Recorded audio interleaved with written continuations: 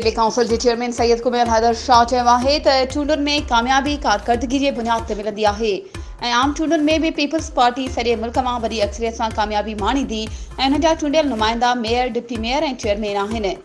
बिलावल भुट्टो ज़रदारी जे vision ते अमल कंदे अवामी ख़िदमत जो सिलसिलो जारी रखियो वेंदो।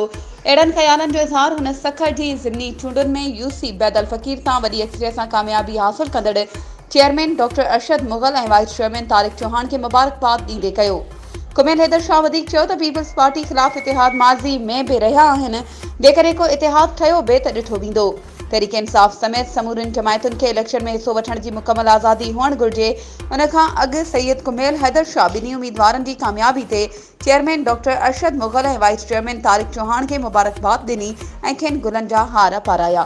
वधीक ख़बरूं ऐं अपडेट्स जे लाइ असांजे चैनल खे सब्सक्राइब कयो ऐं हा, बेल आइकन खे प्रेस करणु न विसारिजो त जीअं असांजी हर नई अचण वारी वीडियो तव्हां ताईं पहुची सघे।